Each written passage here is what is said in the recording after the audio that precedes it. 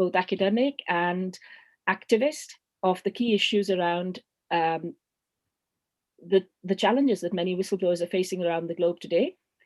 Joining me on the panel today are Professor Mads Andenas, former chair of the UN Working Group on Arbitrary Detention, QC honoris causa, is that right? And also Professor Leola Lazarus. Leola is an academic and a lawyer, and Professor Eva Joly, who is a well-respected anti-corruption activist and lawyer and a member of the Paris Bar. Welcome to the three of you, and also welcome to my co-conspirator, Professor Ian Munro, an expert in whistleblowing from the University of Newcastle.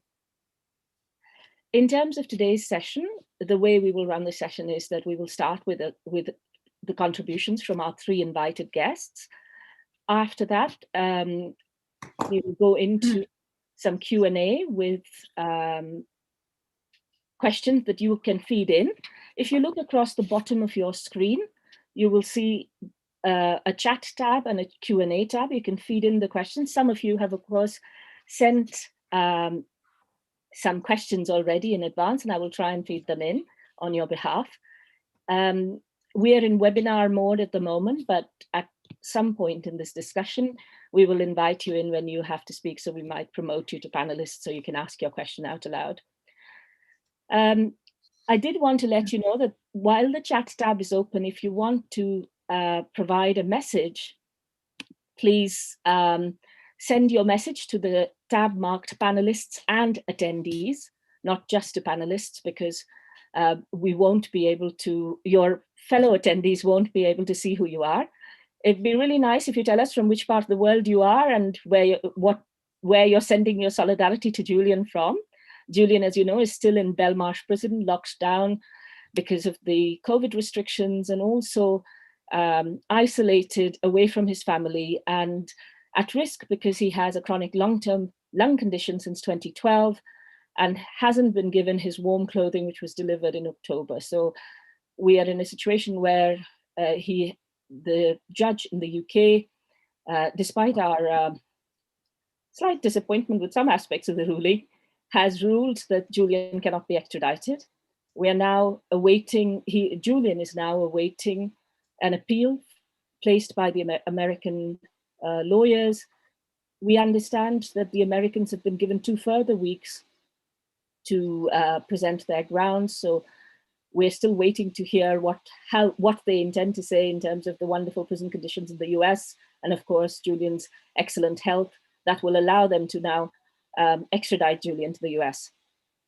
And without further ado, could I invite Mads? Mads, you have about 8 minutes, and I'll wave at you when it's time. So over to you. Thank you. Thank you very much. I was involved with this case, as you mentioned, as the leader of this, or chair of this United Nations Working Group on Arbitrary Detention. And the reason we got involved was that Julian Assange's lawyers were looking around for some international body, some human rights body, which could review his situation and the way he had been persecuted by authorities in the US and in the United Kingdom, and also in Sweden. And the situation is, as I expect we all are very much aware of, that in Julian Assange we have a publisher, journalist, whistleblower who ends up as the one who is punished, while those who have committed the crimes which he has revealed are not punished. They can just join in the queue of people who persecute Mr. Assange. Now, as you all know, he founded WikiLeaks in 2006, and then it's the 2010 events, the publishing of a series of leaks, including those from Chelsea Manning, then got the US authorities to start a formal criminal investigation. And then at the same, more or less, at a very convenient time at least, in November 2010, Sweden issues an international arrest warrant. It's a Swedish prosecutor for allegations of sexual assault. And this case goes up to the UK Supreme Court as an extradition request, and in the Supreme Court they uphold the extradition request, and Julian Assange seeks asylum in the Ecuadorian embassy on grounds of political persecution. One point to add to this early stage is that when he was arrested in the context of this arrest warrant early on, he was then put into Belmarsh and subjected to this full isolation regime, which had no justification, certainly no justification at the time, not that it has any more justification today. And then in this Ecuadorian embassy, time went on. The Swedish prosecutor had, as a reason for the extradition request, said that they wanted to interrogate him about what had gone on in Sweden. Of course, according to the practice of prosecutors, police in Scandinavia, they could have interviewed him in London, but they did not. They wanted him extradited, and that's why this request went through this this UK court, English and UK court process. And at the same time, there were challenges to this process in the Swedish system, saying that it was disproportionate to want him extradited. They should have then just interviewed him practically in London. Now, when this case then came to the United Nations Working Group on Arbitrary Detention, his situation was that he had this embassy asylum under an international law practice of seeking asylum in an embassy, which is particularly strong among the Latin American countries. And Assange was, in all practical ways, in a detention situation. There were police officers outside. Politicians and police officials had made it clear that the moment he stepped into the street, he would be arrested. And the United Nations Working Group on Arbitrary Detention is the specialist body of the United Nations on detention, on arbitrary detention. And it looked around in its own jurisprudence, and there were a number of legal issues.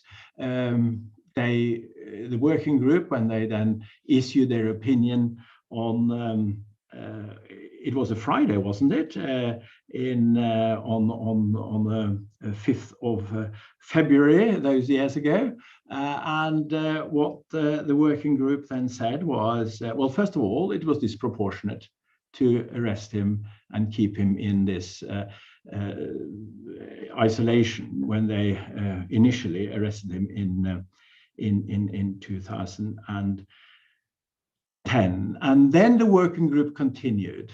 He was in this asylum in the Ecuadorian embassy. He was in what constituted an arbitrary detention in violation of Article 9 of the International Covenant on Civil and Political Rights.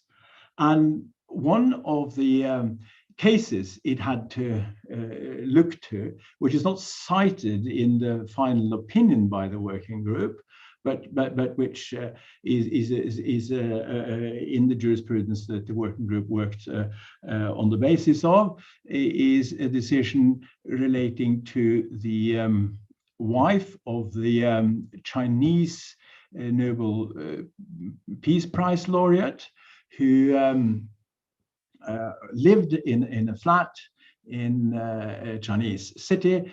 Her telephone line stopped functioning whenever she got a mobile phone. It worked for the first couple of hours, and then it stopped working. That's the stage of technology at the time, I expect. The authorities couldn't stop it in that way, but there was a little moment she could perhaps talk. When she walked into the street, there were a large number of tall men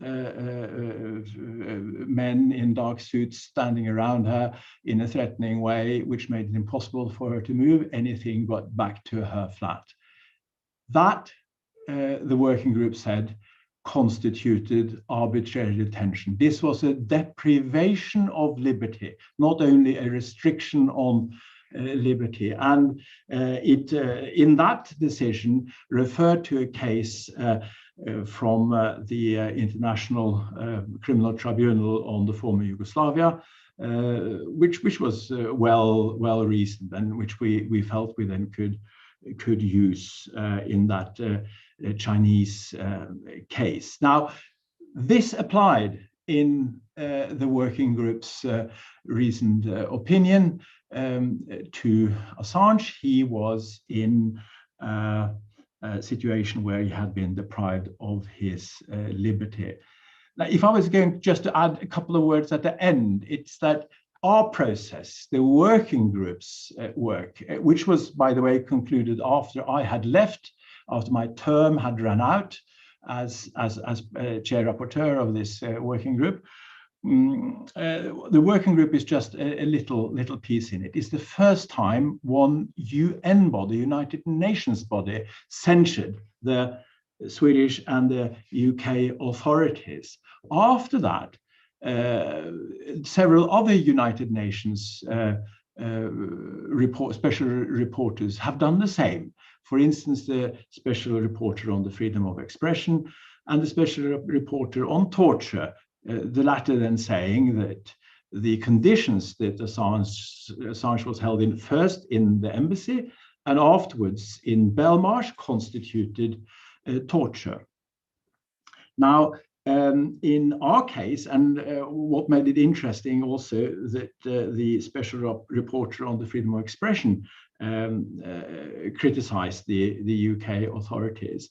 What made that interesting is, of course, that the working group in its jurisprudence also made clear that when there was somebody who was persecuted because of the way in which they had pursued Article 19, that's the freedom of expression provision in the International Covenant, the UN instrument, or Article 10 in the European Convention, whenever somebody were persecuted or for that matter, even being legitimately prosecuted, the national authorities, and that would include the prosecutors and the courts, would have a higher threshold in terms of reasoning.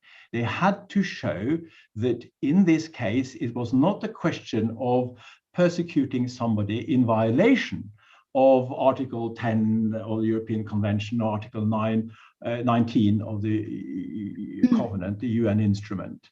And that is another important legal foundation for the working group's decision, that here it was to the working group clear that Mr. Assange was persecuted because of his use of his legitimate use of his freedom of expression.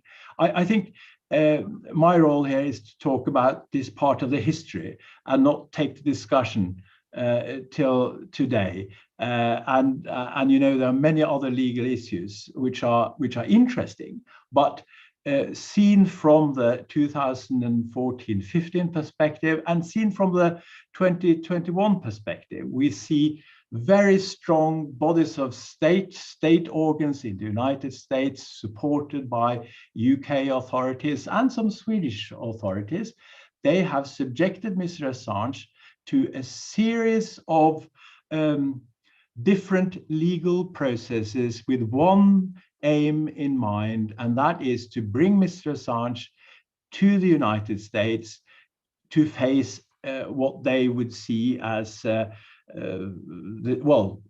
face the legal process they want him to face there, which we from the outside can say with high degree of certainty will lead to long prison sentence and a prison regime which would be unacceptable to our ways of regarding justice, freedom of expression, and the requirements we'll have to the rule of law and our legal system.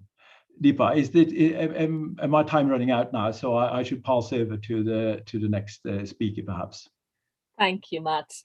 And I think there are a few interesting things which we'll probably come back to there, including whether Julian could have been interviewed in the UK, whether he could have been interviewed remotely, but also the questions about how the US sanitizes a torture by calling it enhanced interrogation techniques, or whether it justifies solitary confinement, calling it special administrative measures, or the ways in which these words are used to justify quite horrendous and persistent brutalities, which come on the back of what WikiLeaks has done in relation to exposing not a one-off war crime, but a persistent and pernicious attempt by the US to commit war crimes across the world.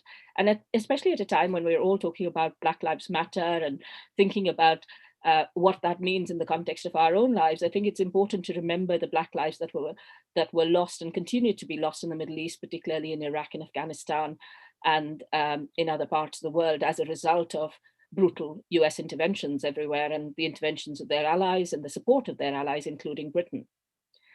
On that note, I'd like to invite our next speaker, Professor Eva Joly, to offer a few thoughts. Eva, you have about 8 minutes. And could I just add to your introduction of Eva Joly that, of course, the way I got to know her, we are actually both Norwegian, our roots are Norwegian, but Eva, of course, had an incredible role in the French investigation and prosecution of high-level corruption as an investigating magistrate, as we translated into English, and then of course was a presidential candidate. And I'm sorry, you're not the president of France today, Eva. That would be fantastic. Thank you. Good evening, everybody, and thank you for inviting me to this important panel talking about an important subject. And I want to tell you first why I got involved with Julian. Recording in progress. Yes, got the message. In 2009, I worked in Iceland with Icelandic prosecutors on their bank crisis.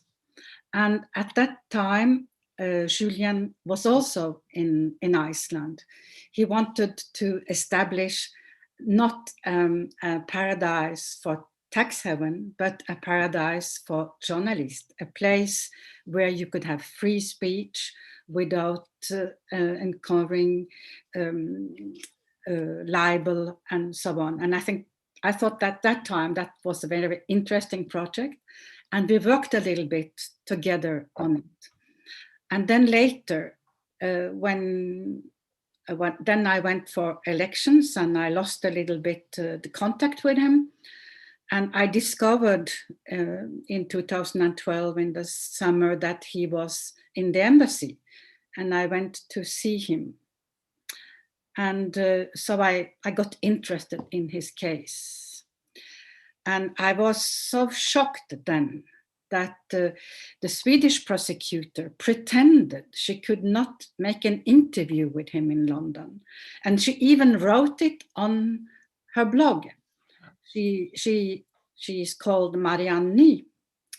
And from my experience with a lot of colleagues, I know that most of the time it is incompetence, or it is that they have not followed development rather than bad intention. So my first thought was that she don't know that she can do it. I was very naive. And I thought I will go and tell her how to do it, because making interviews in another European city is what all prosecutors and investigative magistrates are doing every day. So I couldn't understand this position. And I thought, well, I must explain it to her. And I was very disappointed when she didn't want to meet with me. And I started understanding that there was something else behind. And I met with a lot of people in Stockholm, and I understood that the reputation of Assange had been destroyed already a lot. And what made the whole story so complicated is that it was Sweden, which is considered normally as being the home of human rights, which has a record with high merits. And so it was obvious that something was wrong here. And at that time, we didn't know exactly what was ongoing, but we had these signals that things were wrong. Today, we know what happened because we have had access to the prosecutor's file, and that mails have been exchanged with the Crown Prosecution Service, and even mail received from the FBI. We have a lot of information, and we know that the Crown Prosecution Service put pressure on the Swedish prosecutor not to come to London to interview him. And when they wanted to close the case, they said, you shouldn't get cold feet, and you must not believe, you must not think that Assange is just an ordinary extradition case. So it was not really even hidden amongst themselves. They knew what they were doing. And now when you look at it in a retrospective matter, you can see that it was manipulated from the very beginning, because the two young women that went to a police station, they never complained about the rape. And even when they understood that that was what the police wanted to write, one of the girls left the police station. So we have proofs today that the inquiry was manipulated in order to build up a case. And this was successfully done by the Swedish authorities. And we also discovered that the Swedish system, there is no possibility of appeal against the decision of a prosecutor. And that made it also very difficult to get another prosecutor to take the case. So a lot of things that was not normal in the beginning that led to Julian going into the embassy, using his right to ask for international protection. That was not accepted by the Swedish prosecutors. They went on for years. And so we know the end of the story. We know that he was thrown out of the embassy very violently, and that he was then put into isolation in the Belmarsh prison. And I want to say, as a judge, I have been a judge for 30 years in my life. When at that point, Julian Assange, he was not convicted. There were only a request from the US for extradition. Why on earth should you put somebody in isolation because he is under request for extradition? This is really very, very strange. And it's one more indication that this case is not a normal case. It has been guided from the beginning by the FBI, by the CIA. The Americans really wanted Assange in order to show the world that you don't publish without violent sanctions things concerning and giving a bad picture of the American army and the American politics. And it has continued since then. We know that the way the hearings were conducted, but I think Deepa will tell us more about that, was also absolutely not normal. It is so important today that Julian Assange is not extradited. We have a ruling in this sense, the first sentence, and I think it's extraordinary to hear that the Americans has been given 2 more weeks to argue their appeal. It is not the Americans that are allowed to make an appeal in the UK. Huh? It is the UK prosecutors, but they are even not hiding that they are acting on behalf of the Americans. I see a very important issue here. If we admit that a journalist and editor can be extradited for having published texts that is not an offense in Europe, because publishing what is true and what is of public interest, you are allowed to do that in Europe.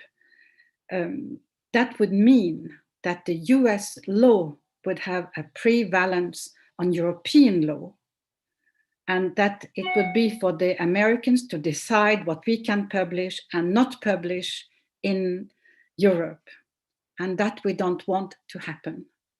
This is already what has happened in the fight against corruption, where the Americans has kind of universal competence, because they consider that if the dollar is used in a deal, that is sufficient for giving them competence. They have taken this possibility, and they are weakening the European enterprises this way under cover of fighting corruption. So this must not happen. This is a very important point for me. And I want to add that I do not believe that the conditions for extradition are fulfilled. I can't see the double, it is not punishable in England to publish what he has published. So they want, the Americans want to say that it is espionage and not publishing, but they have no proofs of that. So I really hope that the appeal court and the Supreme Court in the UK will withstand this demand with legal arguments and not with the health condition of Assange. We are happy that the Jewish barrister did find a way not to deliver him to the US, but I think that the legal work could be better done, and that there are better arguments not for making this extradition. Yes, thank you. Thank you, Eva. There was a lovely introduction from Mads, and a very helpful contribution from yourself. I think, you know, in addition to the point you make about this criminalizing journalism and making things very difficult, I think the reason the Americans and the British state are aiding others in going after Julian Assange is because Julian set a wonderful example for citizens, because instead of having surveillance capitalism and state surveillance, where the state and corporations surveil us, for once the balance was redressed in favor of citizens, with us surveilling the state and understanding the crimes that our governments and our corporations commit in our name. And also, of course, in addition to the courage, was the phenomenal foresight of creating a Dropbox where whistleblowers could anonymously provide phenomenal amounts of information, which wasn't available before, and the use of technology wasn't available before in the same way, and also do so anonymously but securely, in a way that was not just secure for the whistleblower, but secure for the quality of the documentation. And as an academic, of course, I feel very happy when I see an archive where you can go back when you see declassified documents, and people like Mark Curtis can look at these documents and make sense of what was actually going on in the world, which the Americans, the British, and other governments try to hide behind false classification. So thank you for sharing that insight. And I'd now like to welcome our third guest, Professor Leora Lazarus. Leora, over to you. Well, hi, everybody. I'm talking to you here from Vancouver, which is on the traditional, ancestral, and unceded territory of the Coast Salish people, and I wanted to acknowledge that before I started talking. Now, I wanted to sort of clarify my reason for being involved in this panel, and also for my general position on this. In 2016, when the United Nations Working Group on Arbitrary Detention passed down its judgment, I had prior to this not had any involvement in the Assange case, other than that I have had quite a long working relationship with Jen Robinson, who was my student at Oxford and was Assange's lawyer. I did not have any particular view. I was concerned to hear that there were allegations of rape against him at the time, and I did not have any understanding of the facts behind those, nor did I share the insights that Professor Joly has. So I was, in fact, in no way motivated for any other reason to write about Assange.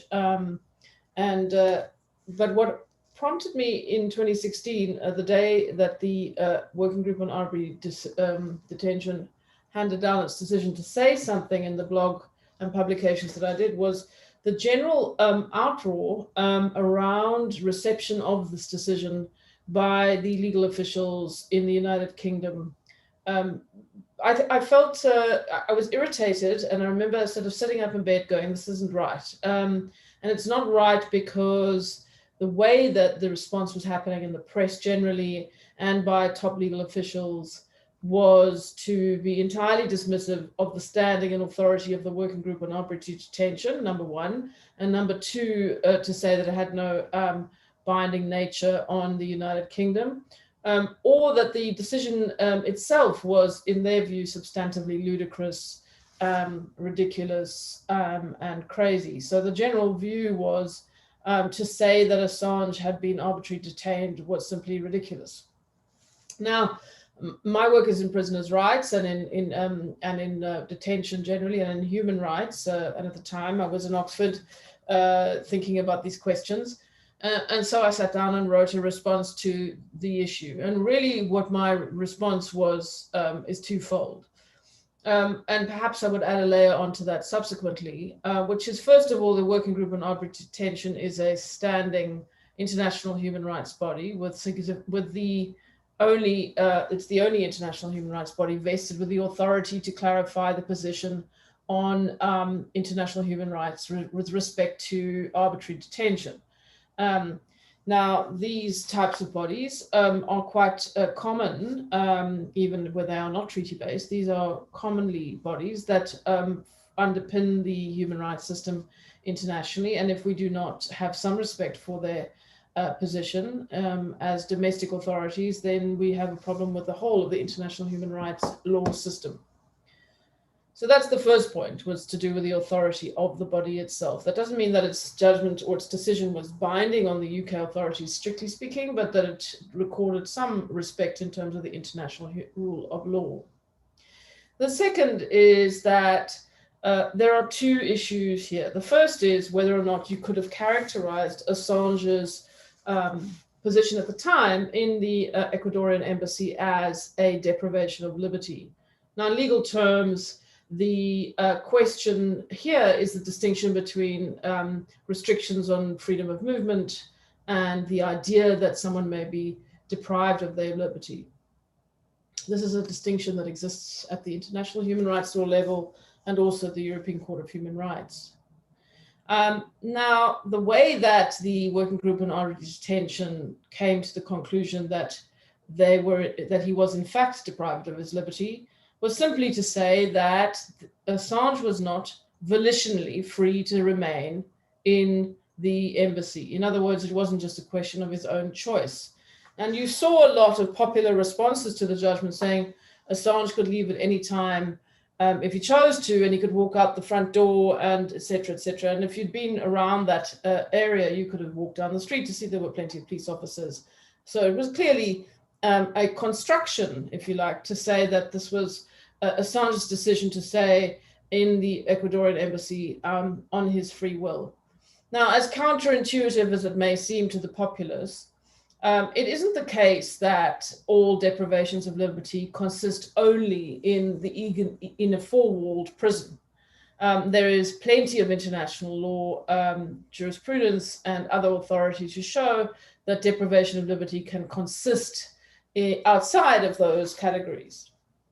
And clearly, the view that Assange had entered the embassy on his own choice seemed to be particularly influential in the way that this was viewed by the UK authorities. And in a way, what we have to confront here is that he was resisting arrest. And the point about that was that in law enforcement terms, whether they should allow that to happen. Now, of course, resisting arrest is not necessarily something that we wish to promote. However, it doesn't mean that your right to liberty is in all responses then negated because you are in a condition of resistance. So that was the first legal point I wanted to make, and I supported the working group on arbitrary detention in that respect. So this notion that Assange was self-confined seemed to be one that was very strong, and I didn't view that as in principle one that was tenable or sustainable. The second point, the next point I'd like to make is just to say that Assange's condition of being deprived of liberty does not necessarily mean that his deprivation was arbitrary. In order to say that something is arbitrary, you have to have more information or more legal arguments. So it is possible to argue that Assange being detained in the embassy by the authorities outside of there had reasons for doing so with respect to law enforcement, and those arguments are legitimate to present. So I was scrutinizing that question, and essentially I came to the view that the decision of the United Nations Working Group on Arbitrary Detention was well-founded because it viewed the detention as arbitrary because it was disproportionate. Now, what do we mean by that? Disproportionality in this context often means that there might have been a better, less restrictive way of proceeding with the process. And as a consequence, we look to the facts to see whether that is possible. And this is where the context of the actions of the Swedish prosecutorial authorities comes into play, because here we see that there were quite a lot of resistance to pursuing less restrictive ways of interviewing Mr. Assange. Instead of issuing a European arrest warrant and insisting on his transfer to Sweden for an in-person interview to face allegations of rape, the Swedish prosecutorial authorities could have pursued an interview in other ways while balancing out other rights that Assange is able to hold. So the less restrictive means argument is a very important one in the way that the UN Working Group of Arbitrary Detention came to its conclusion. And they were not the only ones, this is important to say. Firstly, that there were already indications at the time that the Swedish courts were also in dissenting judgments and in indications by judgments at the time that the longer this went on for, the more likely it was that the detention in the embassy was disproportionate in respect of all safeguards in respect of arbitrary detention. And that indicates that as the stalemate continued and as the prosecutorial authorities refused to intervene in any other way, that over time, and temporality is very important here, over time, the stalemate became disproportionate, and as a consequence, Assange's deprivation was arbitrary. And for those reasons, I took the view that it was important to stand up and to defend the decision on public platforms, which is where I stand today. And I'm glad to see that other United Nations bodies have now come to conclusions which vindicate a number of the positions that we took at the time, which was certainly not popular with the mainstream of the legal profession. Thank you. Thank you so much for that helpful explanation. Deepa, could I just add that at the time, there was such a storm against the working group's opinion. And as Leora said, it was basically ridicule. Now, you may say that a minister or a prime minister is not accepting a ruling by a UN human rights body. Well, that's not special. You know, that could happen in Iran. I don't think the leader or any senior minister in China would bother, but there could be somebody further down in the system. In some other regimes, I should not mention, well, state leaders could say things like, or heads of government, like then senior ministers, and actually also the prime minister at the time said in the UK and in Sweden. And there was this moral fervor because, you know, we are good people. We don't commit human rights violations. So who are they? And, you know, this working group consisted of 5 members. As Leora said, they are specialists in this field, but they have 5 members from all over the world. Of course, the majority is not European. How can they pronounce on the human rights practices of the UK and of Sweden? But then it is the body that the Human Rights Council, after endless consultation and procedures, have appointed. And they are the specialist body on this. But then when Leora Lazarus was then a professor in Oxford, she had this very clear, I'd say clinical legal argument, which is very difficult to counter, because none of these people who had ridiculed the working group's opinion had understood or bothered, or most of them were not able to analyze it, of course not able to analyze it the way she did. But can I mention 2 other people who then stood up and used all their persuasive force to support the views that Leora had? It's Dinah PoKempner, who's the General Counsel of Human Rights Watch. She was very early out. And Kirsty Brimelow, QC, who's a Doughty Street criminal barrister. And she was at the time the chair of the English Bar Human Rights Committee. And in that storm of criticism and of ridicule from senior people and less senior people, the 3 of you were incredibly important. And I know that as Eva, when you get involved in this case, you get so much opposition and ridicule, and you are undermined in so many ways. And I must say that I myself followed Julian Assange from a distance. I had never met him.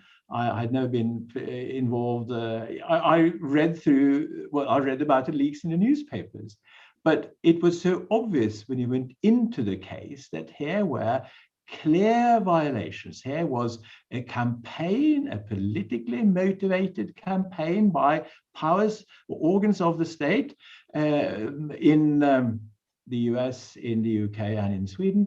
And even though there could be very good people in between here, you know, very decent judges, very decent prosecutors, they were being abused, and in a way which does not look good.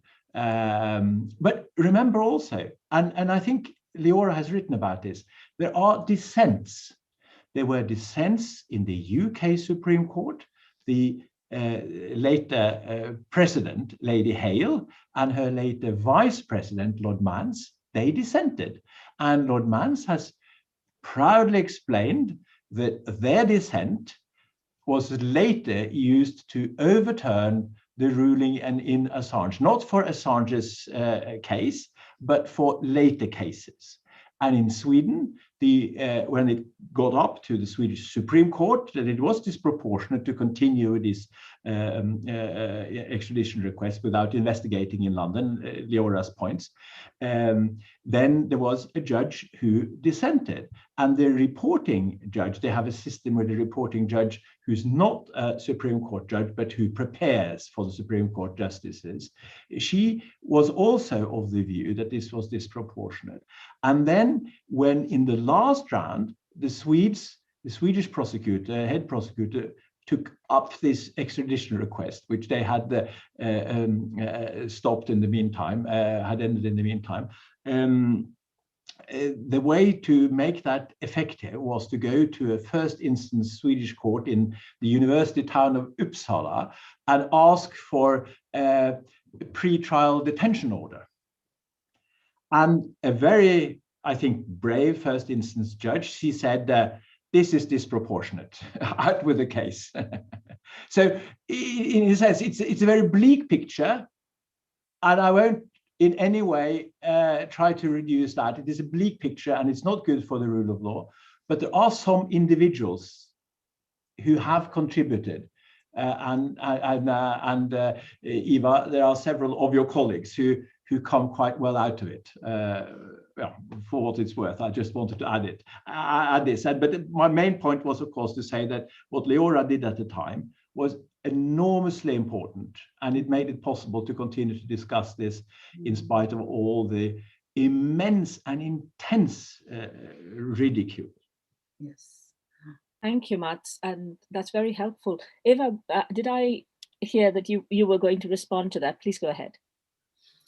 No, I think that you have everywhere good people, and I started by saying that I didn't judge them in the beginning. I thought maybe they had they were stuck in their, maybe they were stubborn, or they just wanted to go ahead with the case as they had decided.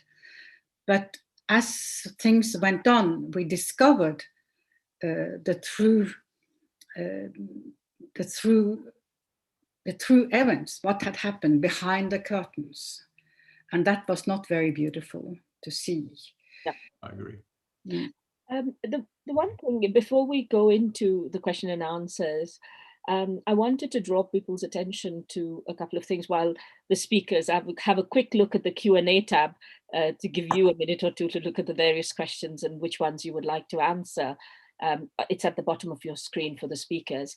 I wanted to highlight the work done by Mark Curtis and Declassified UK in highlighting the serious conflicts of interests in relation to Judge Emma Arbuthnot and the issues in relation to, firstly, Judge Arbuthnot not recusing herself.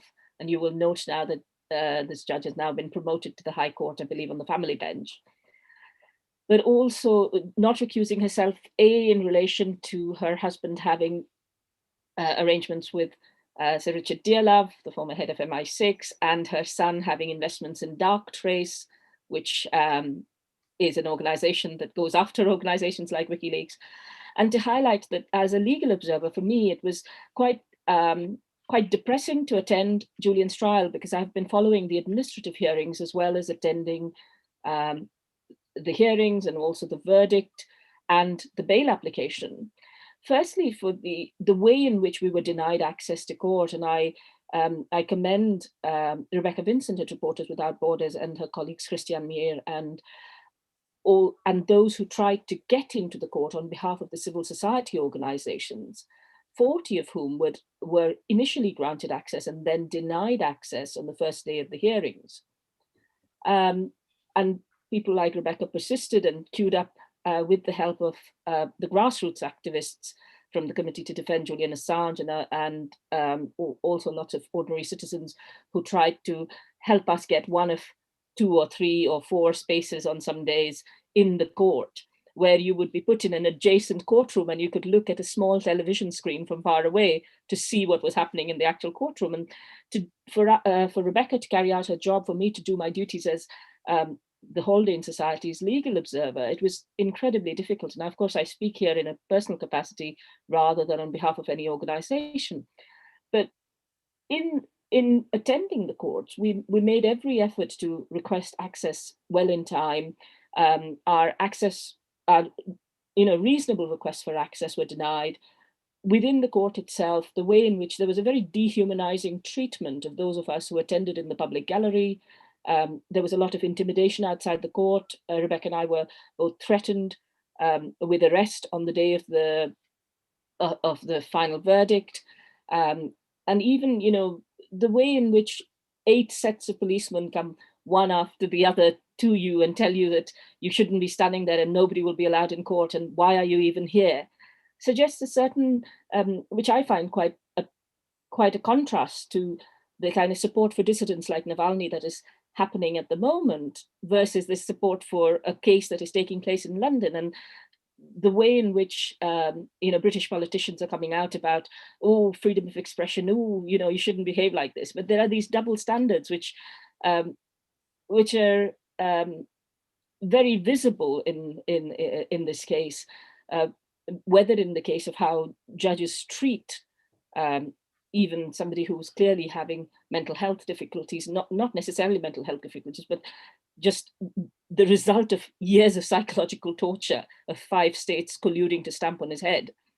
And the way in which they treat him, put him in a box, don't allow him to come out of the dock and confer with his lawyers, and he has to talk over American lawyers in order to be able to get to talk to his lawyers, is a complete travesty in terms of basic principles of justice, not to mention the spying on his privileged conversations within the embassy and the conversations with his medical experts, and the lack of access that he has to this day to his to the basic fundamental rights that most humans should do take for granted. I'll now, with your permission, move to the questions. And the first set of questions is from Rada Lasic, which says, has an appeal against Beretz's decision not to grant Julian Assange bail been filed? Is that even possible? Yes, it is possible. I'm not aware that it's been filed. As of the beginning of this month, Judge Arbuthnot has been appointed to the High Court. Could this have any impact on the US appeal case? I'll come back to that, Rada. And could I take a question from the audience? There's one person who's raised their hand. Hopefully you are now unmuted, Arne Ruth. Would you be able to ask your question, please?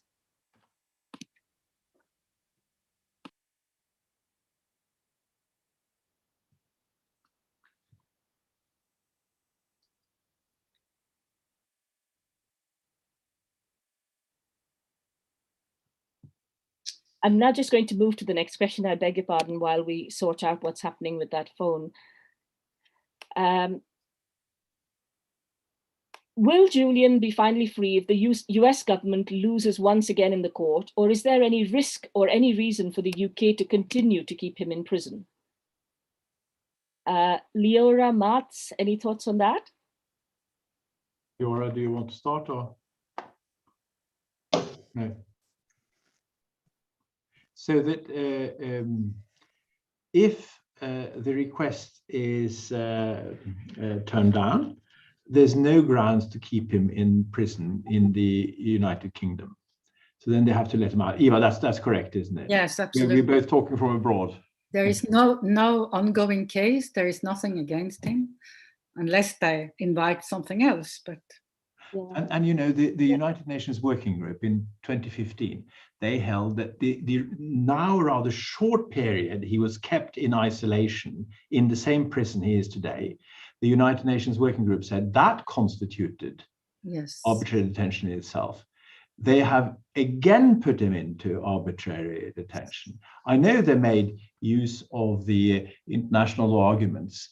And I also know that the judges have been very critical of the international law arguments, but I think they're very important to present in English courts. Yes. And when the case goes up to on appeal, I think they would be more anxious about not neglecting the international law argument. So do I. And I believe also that the quality of the churches are much better than the magistrate court. One of the points that Niels Meltzer has made is that were the US appeal to be denied, Julian is still in a position of limbo, because were he to go to a different jurisdiction, the US could still again request extradition. And while he is in the UK, the lower court decision by Judge Bereza, which essentially criminalizes WikiLeaks and criminalizes journalism and also brings it within, has made some comments about the criminality under the Official Secrets Act, creates various risks in the UK as well. So it's almost as if a Damocles sword is hanging over Julian's head, irrespective of the outcome. Steve asks, can the individual ministers and public officials responsible for Julian's persecution and arbitrary detention be prosecuted for willfully ignoring their duty of care? No. There's no good instances of that being successful. That's clear, Leora and Eva, isn't it? But on the other hand, as a matter of having colluded in an arbitrary detention as a matter of law, both English law and international law, they should be, one should be able to prosecute them or bring damages actions, etc. But it's completely unrealistic, both in the Swedish and in the UK situation, I'm afraid. Yes. The next question I think is best. Leora had a point, was it? Oh, Leora, beg your pardon, please go ahead. No, I just wanted to say that the most likely scenario is not prosecution, but being an action being brought. Damages. In public law and tort for violations of, one of them may be on the basis of violations of the Human Rights Act, or violations of even torts with respect to torture. And that has been brought in the UK courts, but prosecution is highly unlikely. And it is interesting, if you look at Article 10 of the European Convention, Article 9 of the International Covenant on Civil and Political Rights, those two provisions about arbitrary detention are the only provisions which have a particular damage or compensatory tort or civil liability or administrative liability provision in it. The only one. And that's because it's particularly abhorrent when public authorities arbitrarily detain somebody. They should have that remedy. But how effective that will be, it'd be very interesting to have such a case, but I don't think it'll be very likely to succeed. Thanks, Mads. Eva, the next question is for you, I think, but also, of course, for the other speakers. Do you think a change in administration in the US, the Biden administration, will make any difference? And thereafter, I will go to Arne, who's finally managed to unmute himself, and then Bibi. So just so Arne and Bibi are prepared, you're up next. Eva, please. I'm afraid it will not change, because Biden, he is very much dependent of the cooperation with the moderate Republicans to achieve his program.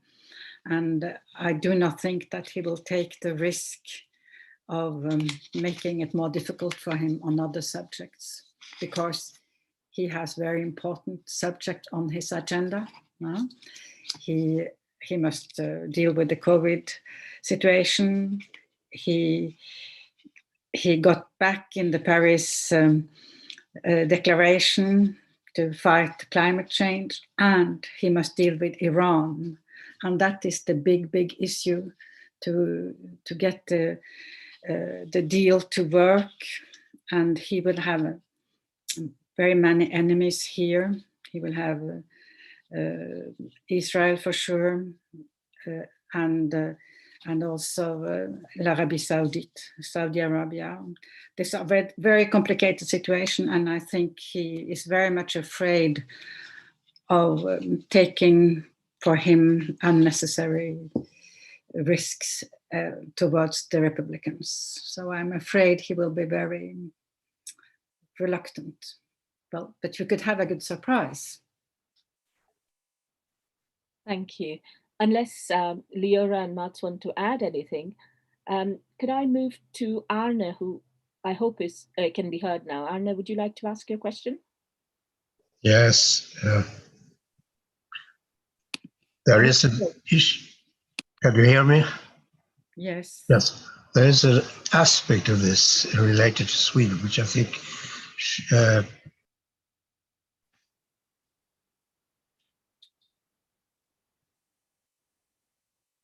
Arne, we can't hear you. Please, could you repeat that? Yes, there is one aspect of, in order to understand the Swedish case, especially now also, because this has become even more prevalent, the women's rights issue is used to completely deny the relevance of the what has been happening to Assange. I mean, he is a sex molester. According to what has now become an even stronger public opinion, due to the fact that one of the two women has published a book where she makes this case against him. She doesn't say that she's been sexually molested, but the way she paints it is that she's been the victim of male violence, psychological and in other senses. Now, the question of the women's rights issue in some way has to be included in the discussion. Otherwise, it will be impossible in Sweden to bring the real issues into this, which means that, in my opinion, there is a misuse of the women's rights position. It's used in a vague, yes. And my question is, can this issue of women's rights in any way be brought into the discussion outside Sweden? Thank you for that question. Before I go to the panelists, could I just say that we will have a future event with a few experts in the area of women's rights, where I think would be the best place for this question to be dealt with. And I'm sure Eva will join us on the day to offer her thoughts, as will the other panelists. So I'd like to move to a question specifically. Because Deepa, could I just say that, yes, of course, followed from what Leora said, that the question here was not what Julian Assange was accused of. The question was, could they interview him in London? Was it disproportionate to maintain this extradition request when they did not interview him in London? And then I hear some specialists saying that, well, we don't interview people in London. That is not true. I have found cases both from Norway and Sweden, where police have, for very serious offences, interviewed people in London, and also for less serious offences. So the question is not then the allegation, the veracity of the allegations. That was not a question for the working group in 2015. It was the way in which the Swedish authorities and the UK authorities had handled this investigation. The same question was up before the Swedish courts, and in the end, in the Swedish Supreme Court. That's where the one judge dissented, and the reporting judge had the view of the dissenting judge. And it was again the argument before the, or in the decision of the Swedish first instance judge in Uppsala, who ended the whole Swedish process by saying, come on, you have to show something. You have to show that you actually have gone through anything meaningful, whatever the accusations against Mr. Assange. So I think that is a way of replying to this. And Leora, I know you follow this more closely than me. Yeah, I wanted to say that the position that the UN Working Group on Arbitrary Detention took bore no relation to the merits of the factual allegations against him with respect to sexual violence. And it isn't I think one of the difficulties has been that large amounts of energy has been spent on discrediting those allegations. I'm not in a position to judge those allegations, and I have never at any stage wished to discredit them. And one of the things that should be clear from human rights is that human rights are not necessarily held by people who are entirely good people. They may be compromised people. They may be complex, and we can hold those truths together at the same time.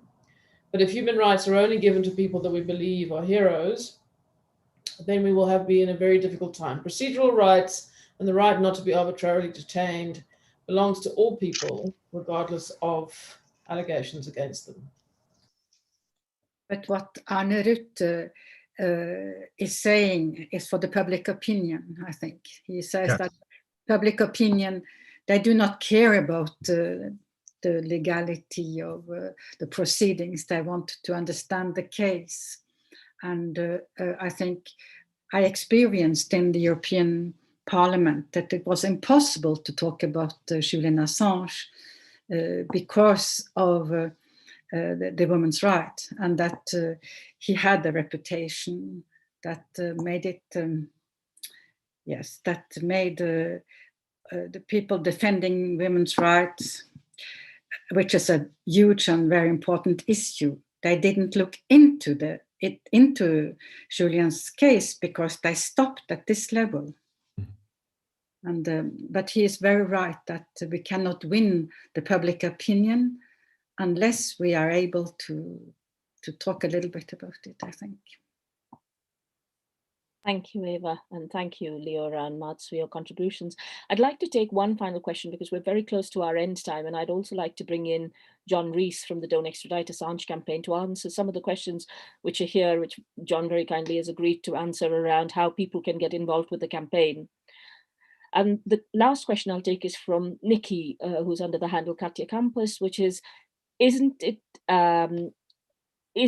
true that the UN Working Group on Arbitrary Detention's findings are no longer being taken seriously because many Western governments no longer comply with anything that the Working Group on Arbitrary Detention or the UN says?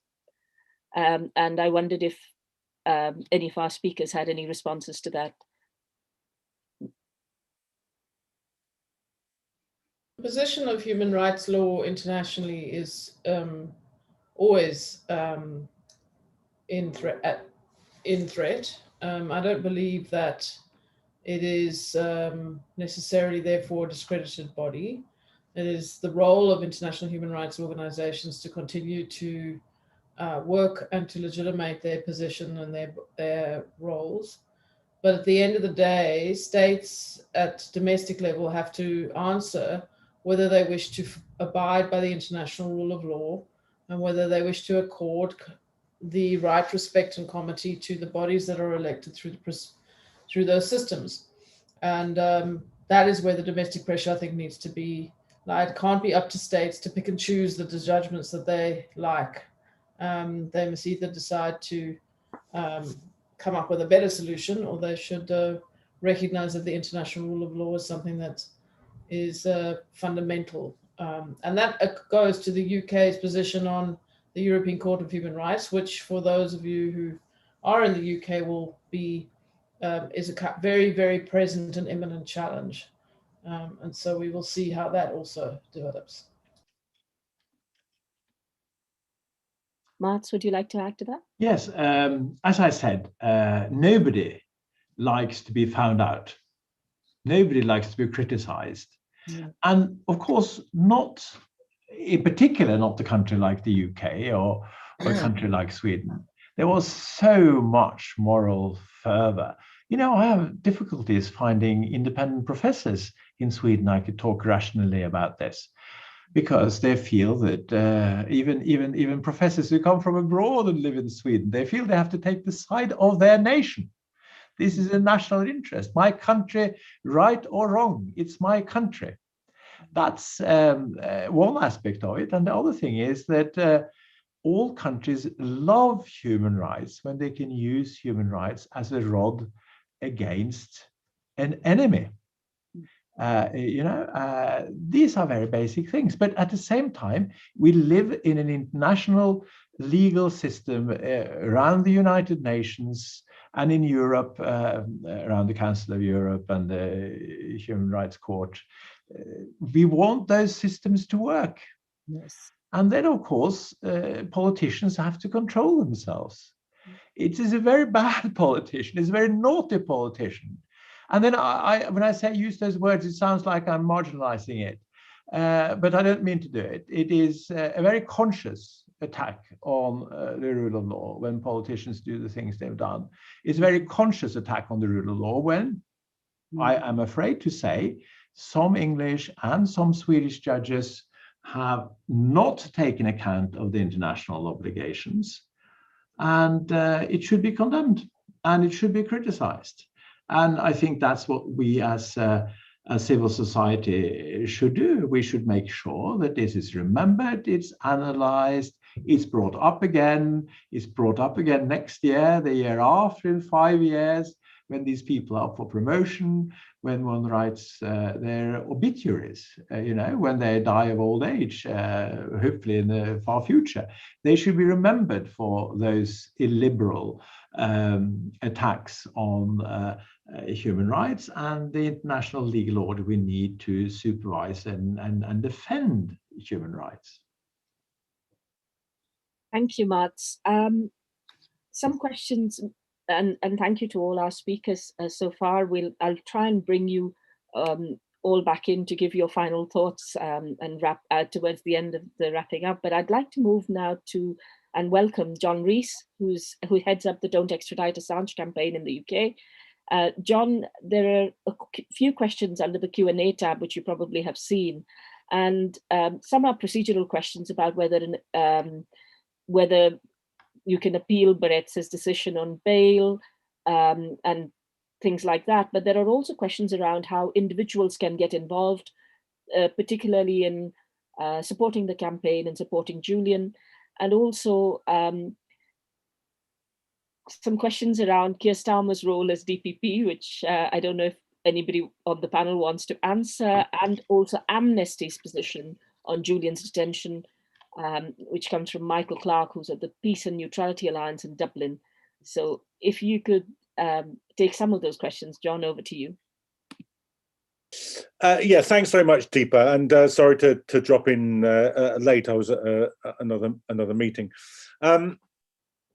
Let me just say a word about the bail then. It's possible to appeal the bail conditions, but any bail appeal now would go to the High Court and therefore would come before a High Court judge who might possibly be the High Court judge or one of the High Court judges that would hear the main appeal being launched by the United States. There's therefore a tactical question about whether or not that's a good idea, given that bail is very, very difficult to achieve in this case. So you might be making a bail appeal which would prejudice a judge in the main case. So there's a tactical decision to be made there by Julian and his legal team, which I don't think has been fully resolved as yet. But I don't think there'll be a bail appeal anytime soon. So on the other issues, I think there are, of course, a long and complex history to this case. Julian's been in some form of detention now for 10 years. He's been in Belmarsh for 2 years, and I think any case that has the ramifications that this case has the history that this case has, is inevitably complex for people and raises many different issues. But what I'd appeal to people to do now is to clear the decks, to move that prehistory off the table. Because although the road here has been long and winding, we have now reached the decisive phase of this campaign. Seems a difficult thing to get your head around after 10 years, but that's where we are. The decision by the Magistrates' Court on the 4th of January was a watershed in this case. It squashed the American appeal for extradition, and we've now got to make sure that it stays squashed. And that decision will be taken by the appeal court, possibly as early as May or June, probably no later than August or September. And therefore, the campaigning period in this absolutely vital case is now a matter of some months at the most. So we have to focus our energies not on what the debates have been in the past, but what the debates are coming up. What will influence the decision?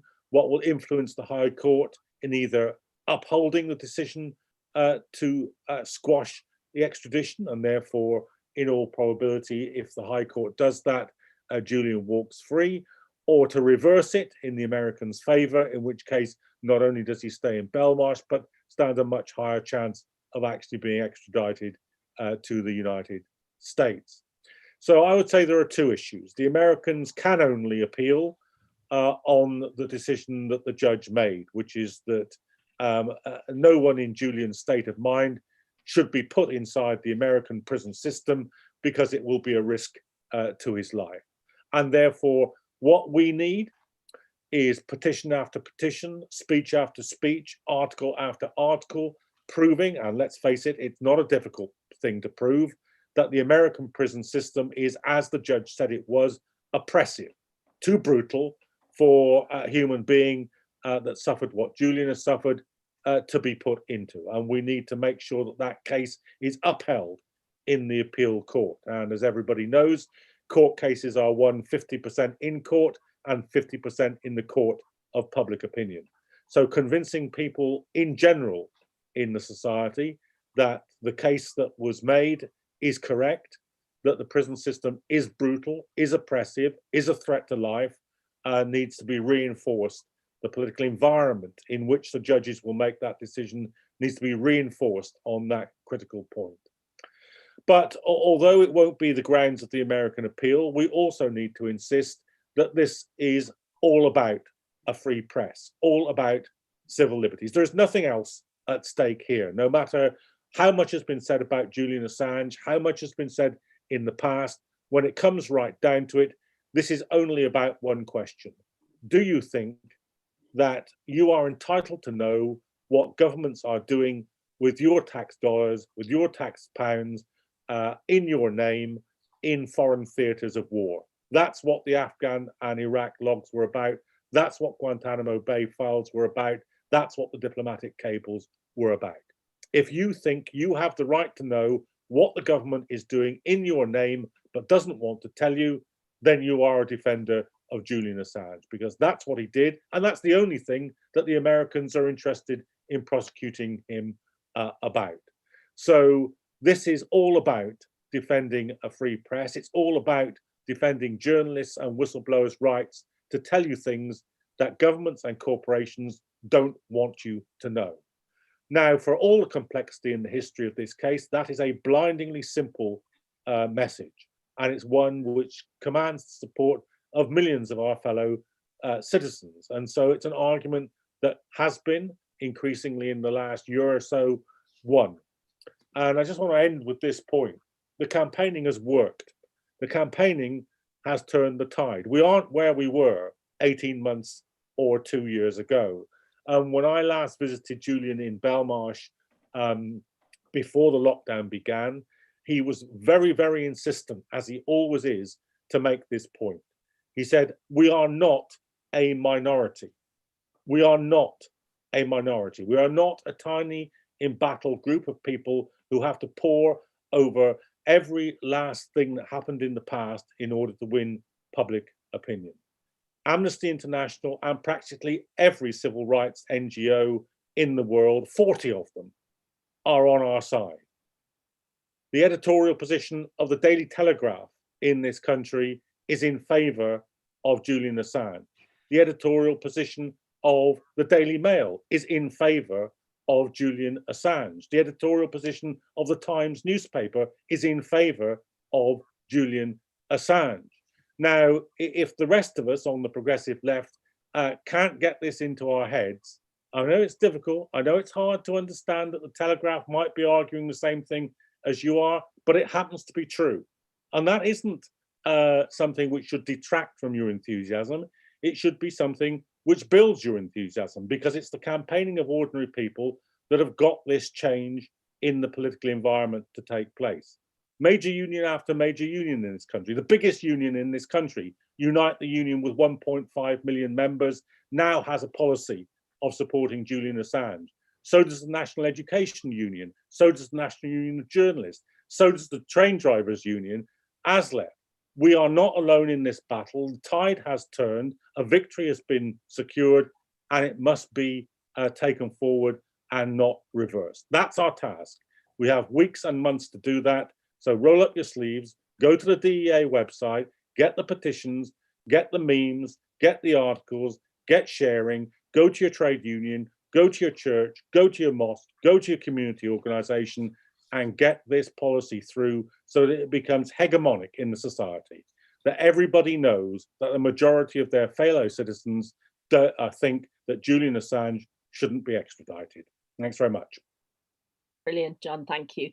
I'd like to come back to our three speakers, and I'll invite you, if I may, in the reverse order of which you spoke. So could I start with Eva, please? You have a minute or so to provide some wrapping up thoughts. Sure, that the public opinion is important. Churches are not living in a vacuum. So the public opinion is very important. And the campaigning is paramount in the months to come, so that the churches know that we are watching them, and we want them to apply the law, and we want them to say that he cannot be extradited for very good legal reasons. And we also have the health issue. We know how brutal and terrible the American prison system is. So I think we have good hope now that we will be successful. Thank you, Eva. Over to you, Leora, with my apologies. You were the last speaker and I went the wrong way around. Please. I just wanted to say that I think what's interesting now in respect, the difference between now and 2016 is that the allegations that were being made in 2016, or the statements that were being made in 2016 on behalf of Julian Assange, were that he risked being extradited to the United States. And many of the cases that led up to the 2016 point in the UK Supreme Court as well tended to put that aside as not a material factor in the consideration of the context. Now that context is transparent and clear, the campaigning position is clear. And the campaigning position doesn't necessarily have to be very far from the legal position, which is, does this constitute an offence under British law in order to satisfy the double criminality requirement of extradition? And I think that the disappointment on the side of the UK courts was that it didn't quite address that issue, because that is the issue that goes to the freedom of expression question. So as much as and as a prisoners' rights scholar, as much as I absolutely support the view that the US prisons are highly oppressive, particularly for the regimes that Assange is likely to expect based on experience of Chelsea Manning's detention, I would also clarify that the double criminality requirement must be fulfilled in order for the extradition conditions to be fulfilled. And that is a question of freedom of speech. Thank you, Leora, for putting that so clearly. That's really helpful. And final word to you, Mads. I find it very timely that you both reminded us that in 2015-16, if you had spoken to anybody involved in the process, the senior judges or anybody in the ministries of foreign affairs or wherever they were, and you said, actually, this will end up with an extradition to the United States, they said, no, conspiracy theorists. Yes, exactly. And then there are conspiracies, and there are conspiracies. And this is a conspiracy which has been proven to be true. And it's all about freedom of expression, of course. That's what it's about. And then we must not forget that if you look at this from the point of view of those who want to silence Julian Assange, not only take revenge on him, but stop him from working, they have largely succeeded. He's been kept in these inhumane conditions since, well, for all those years. And what now is important, I think is a couple of more technical aspects.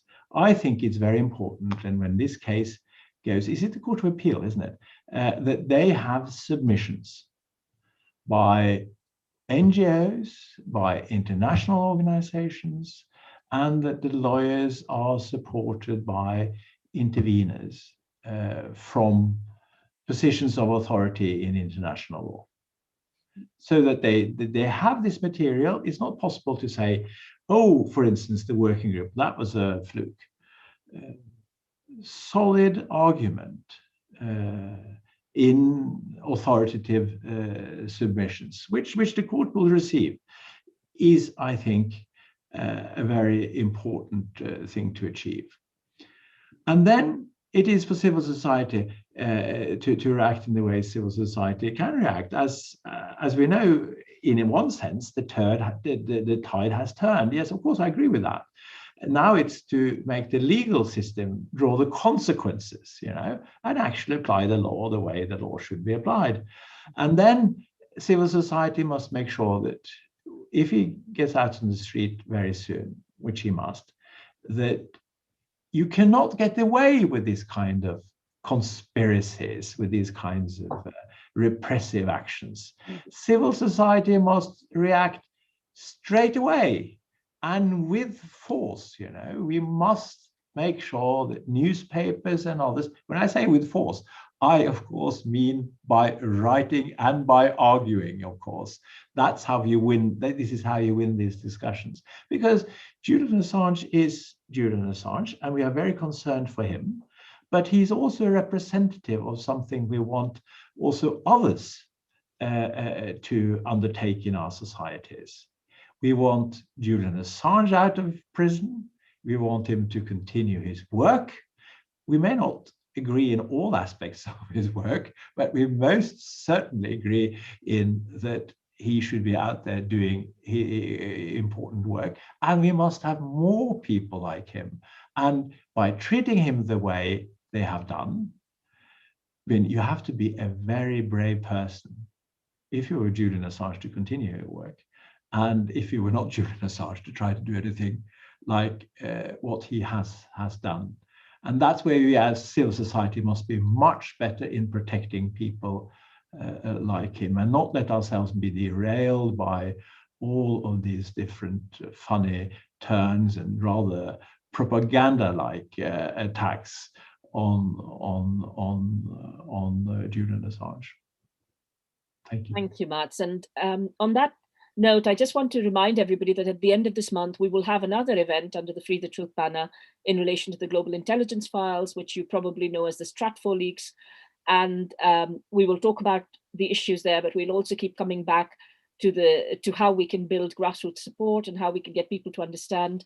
I know one of Julian's lawyers said to me that it feels like 10 cases all in one, and it's very difficult for most people to understand what's going on.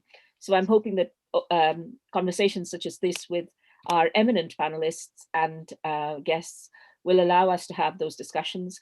My name is Deepa Govindarajan Driver. You can follow me at @Deepa_Driver on Twitter, and I will let you know the details of that event. But I also want to highlight to you the Don't Extradite Assange campaign page, don'textraditeassange.com. Please use that to find all the information that you need, and I'm sure John will put in more details in the chat for those who will find that helpful. Thank you very much to our fantastic panelists for all your contributions. I'm so grateful that you came and spent so much of your time with us. I know you all lead very busy lives and it's quite late where you are. Thank you to the 300 odd people who were here at the height of this conversation and the 200 who are still here to chat to us. Thank you. It shows how wonderful this panel has been. Thank you all very much, and thank you to all our guests and panelists and all the attendees. Good night. Good night. Good night. Good night.